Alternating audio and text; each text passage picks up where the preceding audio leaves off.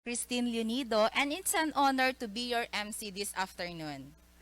Bago natin simulan ang palatuntunang ito, hinihikayat ko po ang lahat na tumayo para sa pag-awit ng Lupang Hinirang na susundan ng Southern Leyte Hymn at panalangin na pangungunahan ni Miss Krista Angela Solania.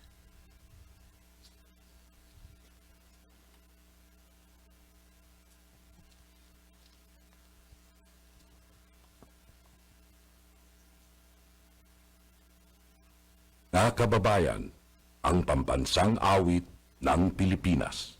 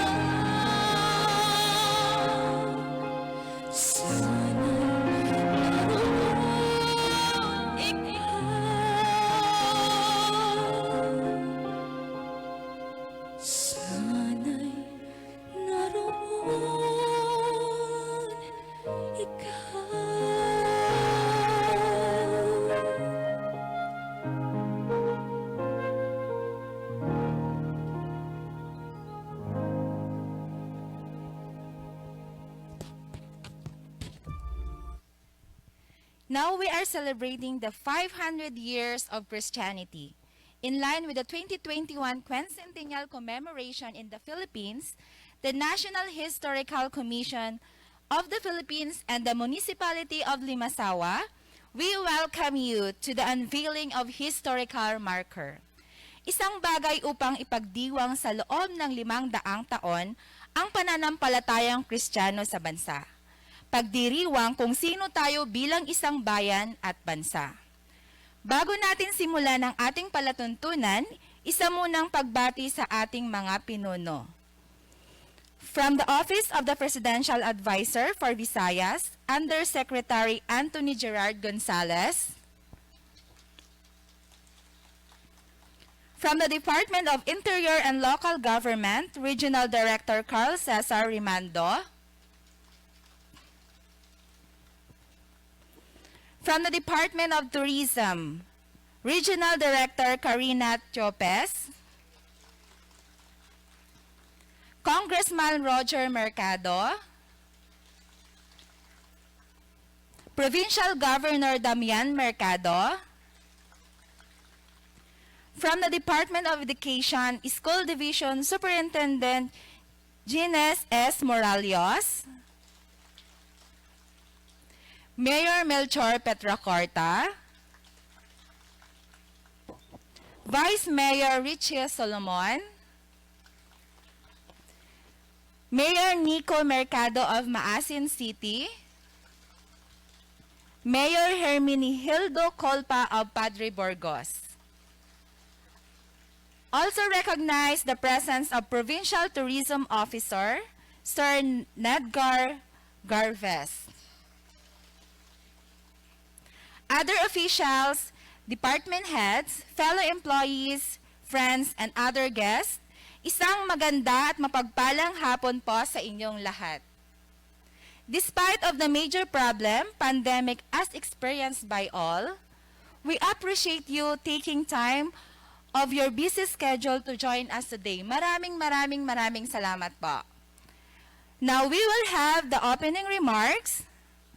May I call SB member, Honorable Nestor Rin, to deliver his welcome remarks. Ang tagumpay, lungan ang kayang halaga, wag akin ng Good afternoon, everyone. First of all, we all thank God for bringing us here healthy and safe. So, my respect to Undersecretary Anthony Gerard Gonzales of the Office of the Presidential Advisor for Visayas, to Regional Director Karina Chupes of Department of Tourism, to our energetic Governor of the Province of Southern Leyte, Honorable Damian J. Mercado, to us energetic Congressman of the Southern Leyte, Honorable Roger J. Mercado, to Mayor Nico of Maasin City, to Mayor Colpa of Padre Burgos, to Sangguniang Panlalawigan members, to Sir Nedgar of the Provincial Tourism Office, to our beloved Mayor of the Municipality of Limasawa, Honorable Mayor Melchor Petracorta, to our Vice Mayor Richie Salomon, to my colleagues in Councilors League, was headed by our President on the chapter of Southern Leyte, Honorable Jojo Maraon, and to all department heads, to provincial heads, to line agencies, to all guests and visitors who I fail to mention, again, good afternoon. So this historical marker we're going to witness, to unveil, is a symbol of victory, a symbol of humanity, a symbol of hospitality. But it's a challenge on the people of Limasawa on how our ancestors treated Magellan as their visitors. So it's a challenge for our generation and to the next generation to do the same. So in behalf of the Municipality of Limasawa, giabi-abi na mo kamong tanan, nga niya karon dinhi nga mitambong to unveil the historical marker of Limasawa. Pagpalain nawa tayo ng Diyos. Maraming salamat po.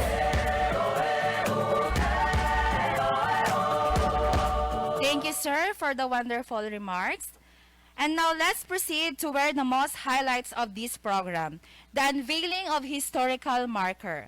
I'm calling Undersecretary Anthony Gerard Gonzales, Mayor Melchor Petracorta, to be joined by our Regional Director Carl Cesar Rimando, Regional Director Karina Tiopes, Congressman Roger Mercado, Provincial Governor Damian Mercado, School Division Superintendent Gines Morales.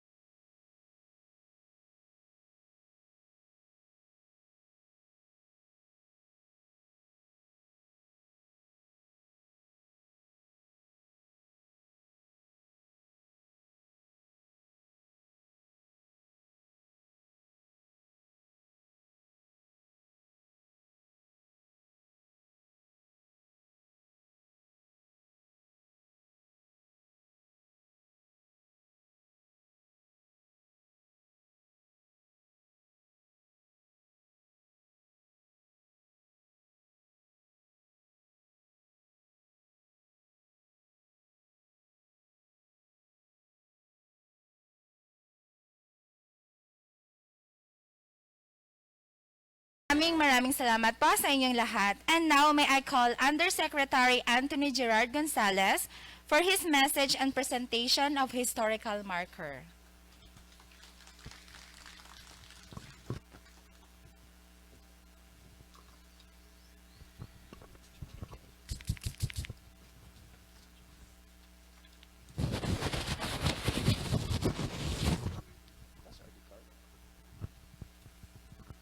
Maayong hapon kanaton tanan.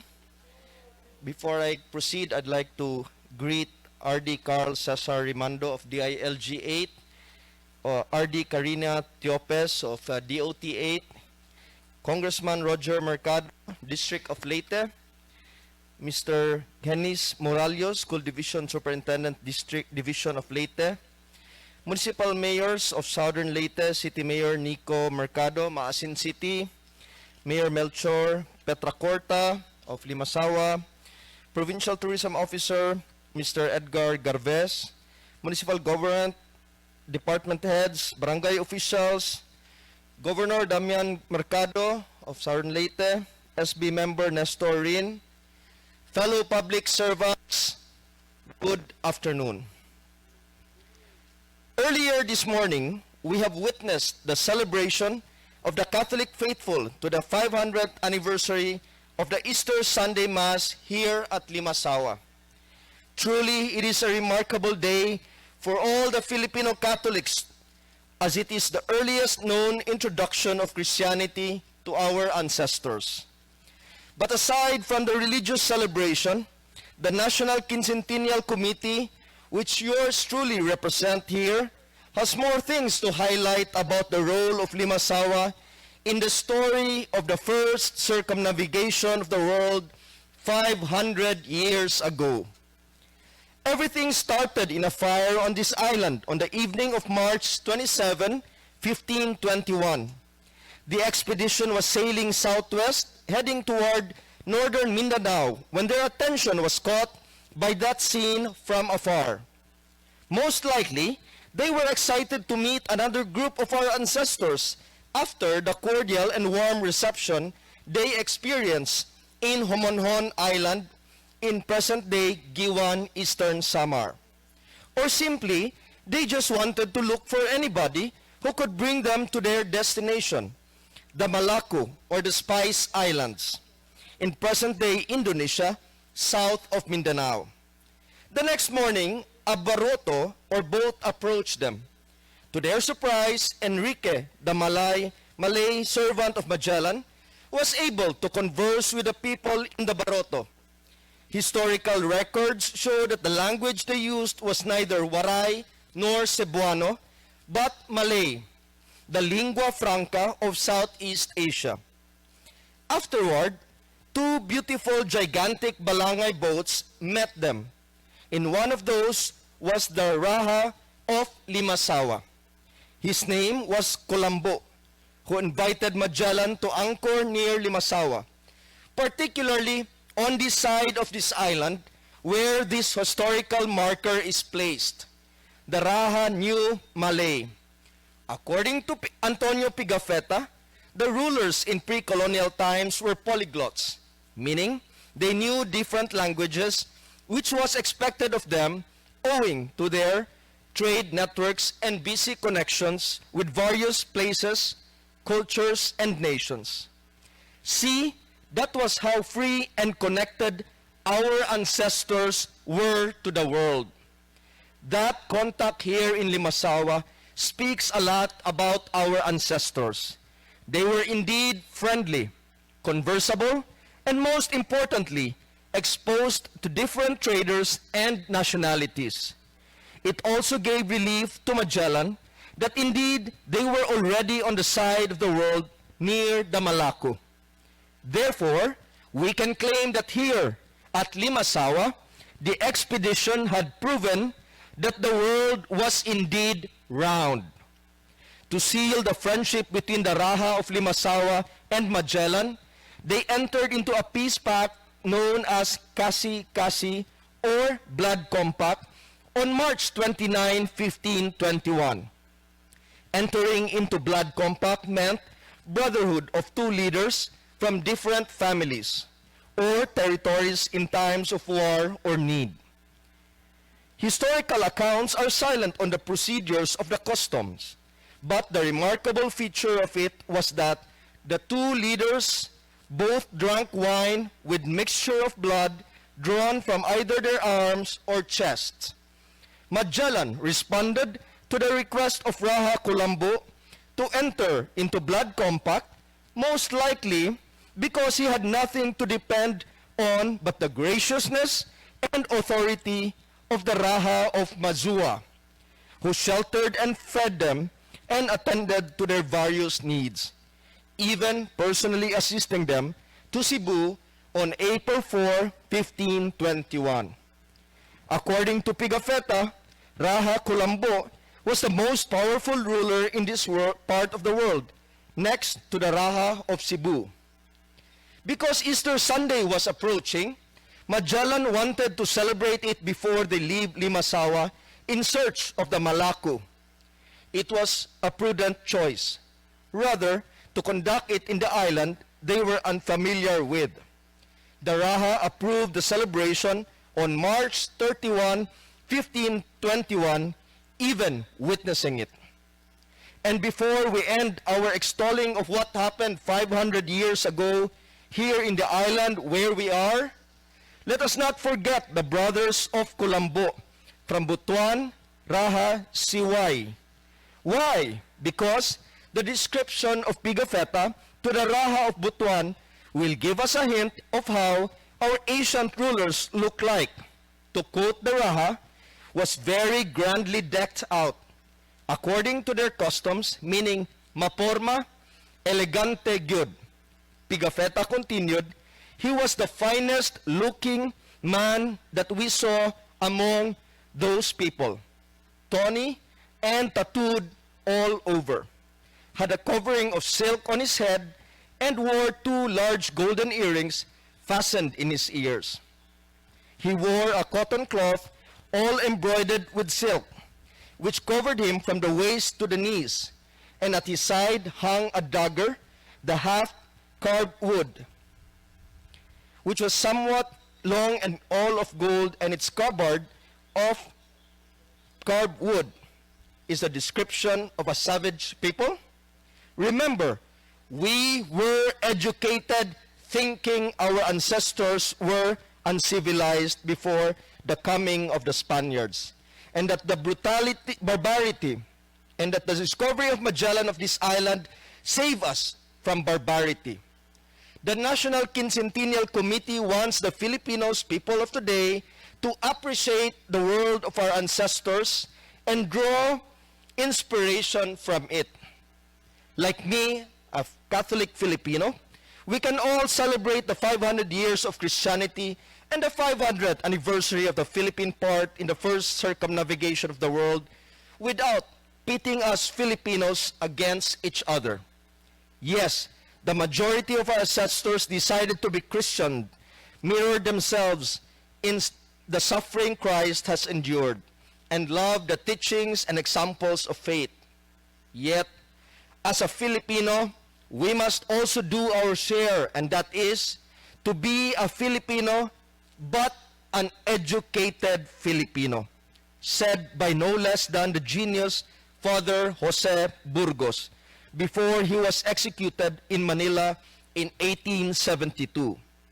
Father Burgos implored, get educated, learn from our older men what they know, see in the museums what the ancient Filipinos really were. Father Burgos taught us how to be an educated Filipino by knowing our past, understanding it, embracing it despite imperfections, and using it to be dignified and noble. May this historical marker from the National Historical Commission of the Philippines remind us all how grateful we are as a people of having great ancestors like Colombo and Siawi. Daghang salamat, maayong hapon. Isipin mo sana ang sarili lang. Maraming salamat, Sir, sa ibinahagi mong kaalaman at magandang mensahe para sa lahat. And now let's proceed to a signing of Certificate of Transfer, headed by Undersecretary Anthony Gerard Gonzales, Mayor Melchor Petracorta, witnesses by our Vice Mayor Richie Solomon.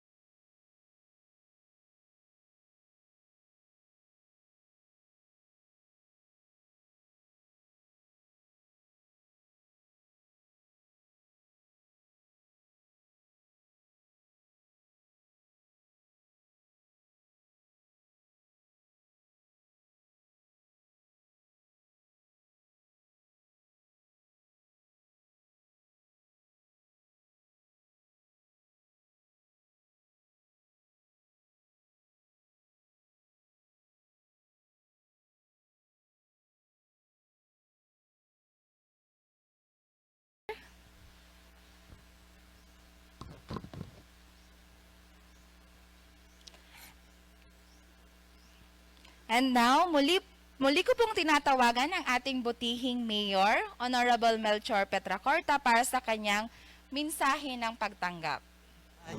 Salubungin ang kinabukasan.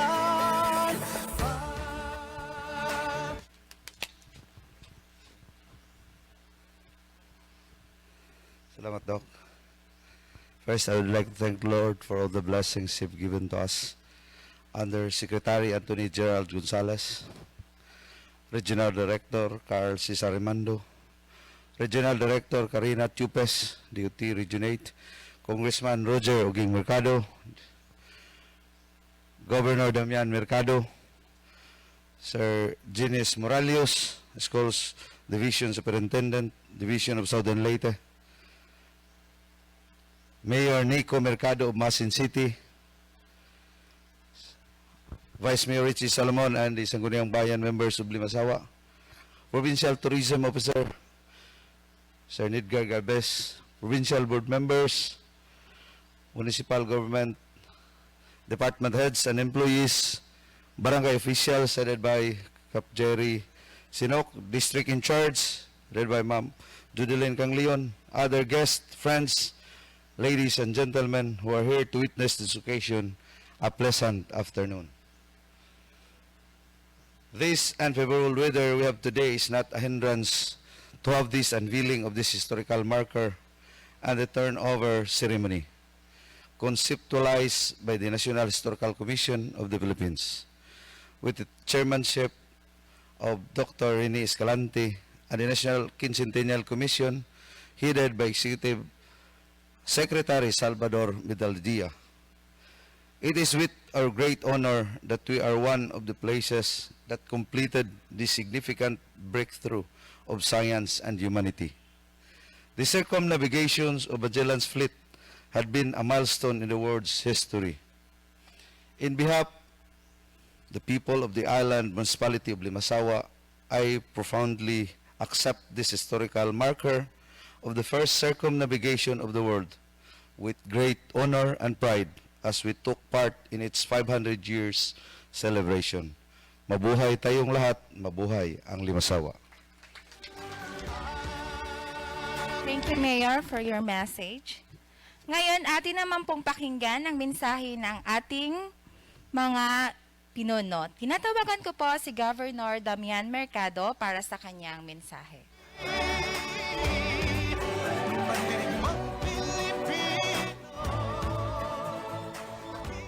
Salamat, Doktora. Mayong hapon na itong tanan. Ganina, ni-witness ta sa atong inunta celebration sa misa. Daghang tagbisita mga Archbishop. Dako kay natong kalipay nga niata ini karong panahon na nakaabot og atong administrasyon nga nag-celebrate ta sa ka 500 years nga pag misa, first mass atong nasod. Mao na nga kanaton tanan, mingon ko, pasalamat ko ani agad din karon pod ang atong Undersecretary Anthony Gerald Gonzales, sir. Tingali, sir, sa imong pagsuroy dire makakita kag unsay maayo tabang na to sa atong lungsod sa Limasawa nga ayo ka pikpik kung kusog na mayor. Matabangan na to kay ato na maninggi celebrate ang 500 years nagkuan ta karon dire nag-unveil ta sa National Historical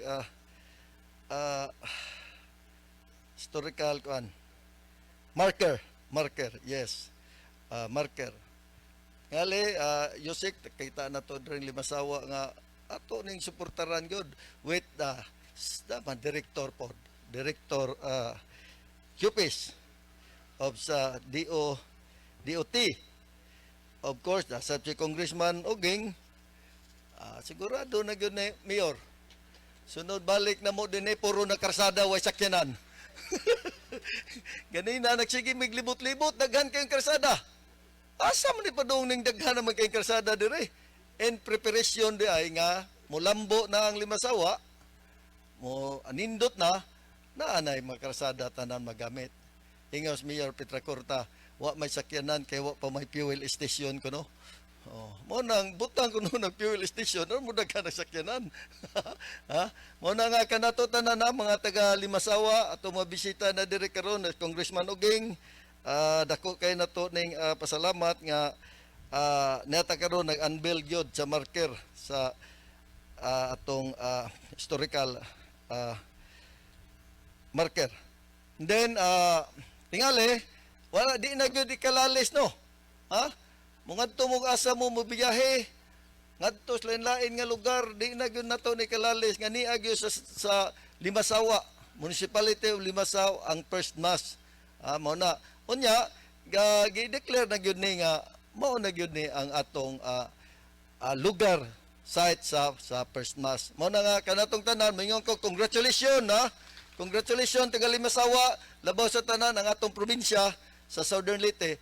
Pero atong i-maintain ang atong inunta pagkahingamiguhon ha. Na mga bisita mo nga rin na to ato yung abi-abihon aron mudaghan ang musuroy diri sa atong lungsod sa Limasawa. Ang ako lang ato yung maintainahon ang peace and order para anindot ta diri sa atong lugar.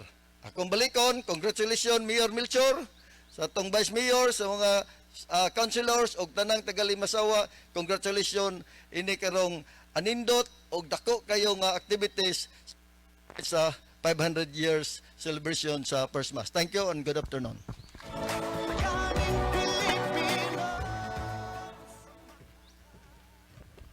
Daghang salamat gihap, Governor. Ngayon naman po ay tinatawagan ko po si Congressman Roger Mercado para sa kanyang mensahe.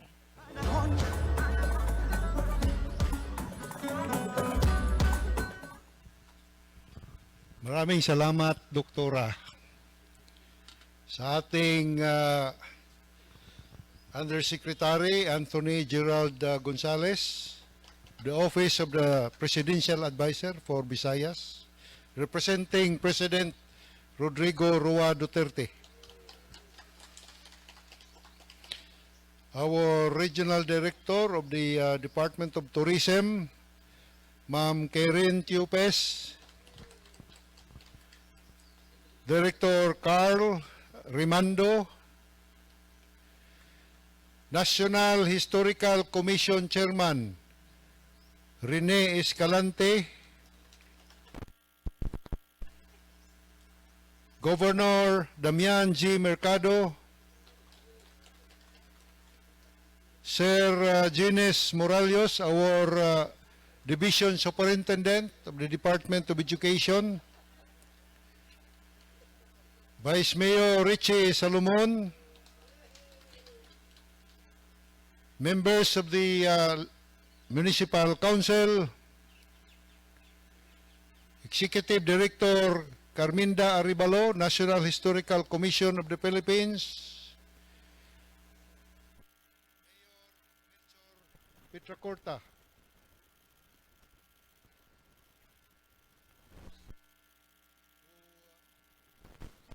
everyone, good afternoon.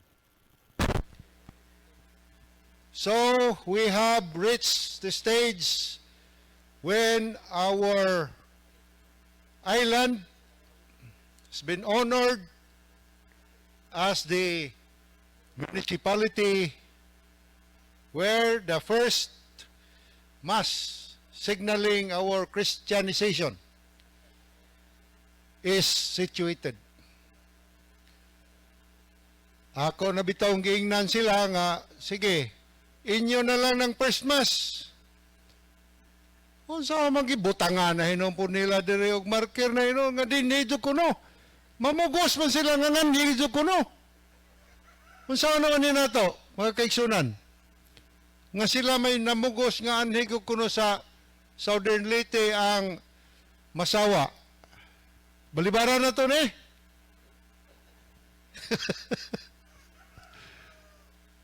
Di lagi makuan gyud.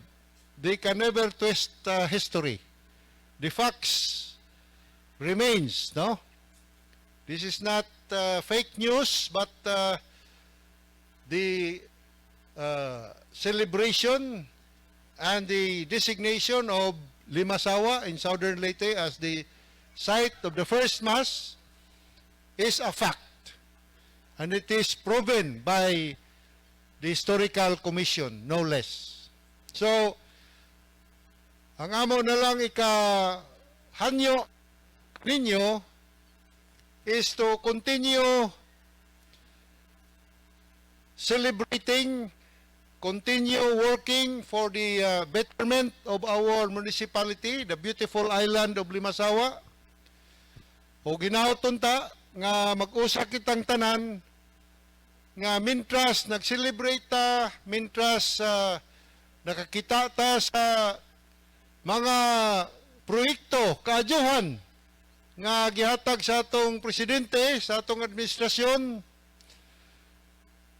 ato pong tanawon ang environment nga ato gyud nga panggaon, bantayan nato, dili nato hugaw-hugawan ang atong first site of the first mass.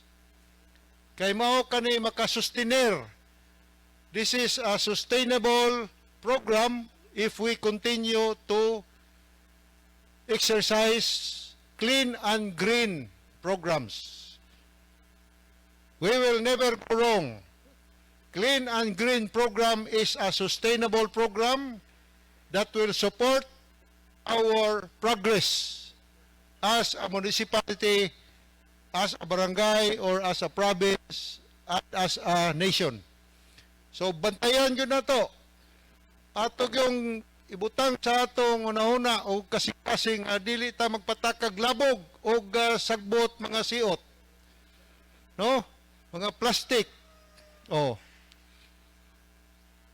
In that way, atong itudlo sa atong mga anak, sa atong mga kabataan sa eskwelahan, no? Kay that is a smart move. Kung ang uban ilang hugaw-hugawan ang ilang lugar, na bahala sila dito. Kita dire, we will progress because we practice sustainable programs, no? And lifestyle, kanang makaayo, kanang limpyo o nindot nga lugar. Mudaghan ang atong bisita, mudaghan ang atong mga tourism visitors, tourist na to, manganhi. No? Kay usa niya na ang tanawon nila ang kalimpyo sa dagat o ang kalimpyo sa lugar. Labi na gyud ang inyong anindot pod nga smile o pagtagad sa atong mga bisita. Yana, mingon ko kaninyo nga daghang salamat ug maayong hapon sa naton tanan.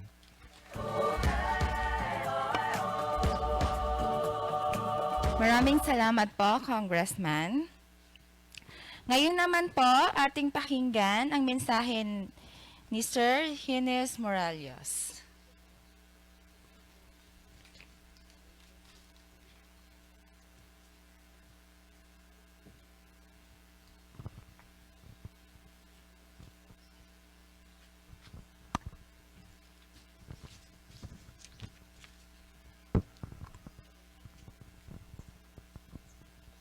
The Undersecretary, Sir Gonzales, Congressman Roger Mercado, Governor Damian Mercado, RD Karen Tiopes, Mayor Petra Corta, Vice Mayor Richie Solomon, and Sangguniang Bayan members, the officials and employees of Limasawa, of course my Mayor, Honorable Nico Mercado of Masin City. A historical afternoon to everyone. Today we are privileged to come together as we unveil the quincentennial marker here in Limasawa. Putting up markers is a long-held practice way back in the past. They call it altars during the biblical times. Leaders built altars to celebrate or to mark an event and worship God. Noah built an altar when he left the ark to mark the end of the worldwide flood and worship God. In response, God promised Noah that there will be no more worldwide flood, and God marked that promise with a rainbow. Abraham built an altar when he was called to go to the promised land to mark the beginning of his journey with God. Brave and adventurous men more than 500 years ago thought that there are other lands beyond the horizon. Armed with the latest technology that they had before, they sailed away from the other side of the world and found themselves here in our country. Any voyage across the high seas will always encounter challenges that will lead to loss of lives and properties. I understand that there were ships that did not make it to our shores. As we unveil the historical marker, we celebrate the courage and bravery of these men as they responded to the call of the sea and bring into fruition the desires of their masters back home. Their circumnavigation affirmed a very important truth, that the world is a sphere. The world is round. Their arrival was the start of the interface between the East and the West, between Asians and Europeans, between Malays and Caucasians, between Filipinos and Spaniards. There were supposed to be misunderstandings, but I believe that it was a different story here in Limasawa. They were so hospitable to the group of Magellan. Looking back, both races benefited in that first encounter. Cultural exchanges led to better understanding of each other, and this led to economic partnership endeavors that flourished. This marker will teach our children of the past and for them to understand the present. Fernand Braudel said, all history must be mobilized if one would understand the present. Good afternoon. Thank you, sir, for your message. Ladies and gentlemen, before we will end this event, let us hear the message from the Secretary Harry Roque on our celebration of the 500 years anniversary of the first Mass in the Philippines.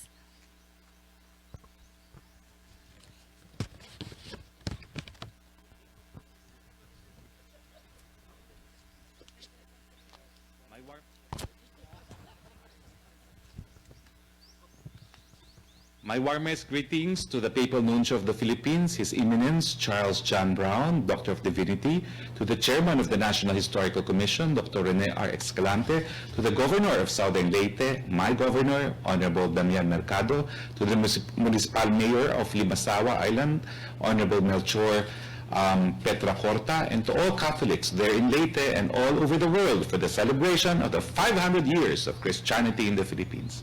500 years ago, Spanish missionaries altered the lives of the Filipinos by bringing Catholicism to our shores. I laud the Catholic Bishop Conference of the Philippines and all the devotees of the Catholic Church for celebrating this occasion with a call to embark on the mission Missio ad Gentes and the theme Gifted to Give. In true Christian fashion, no matter what pandemic or challenge in life we face, let us continue to give and face and help our fellow men and women in any small and simple way that we can. It is my privilege and honor to be part of this historical event. Thank you so much and happy 500th year of Christian faith. May God heal our nation and continue to bless us with His love. Purihin po ang Panginoon.